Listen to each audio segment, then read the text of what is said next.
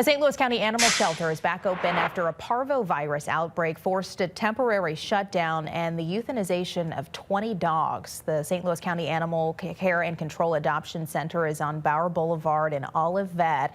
It closed on April 30th after multiple cases of the highly contagious disease. Since the closure, St. Louis County leaders tell us veterinarians and shelter staff have been vaccinating and treating affected animals.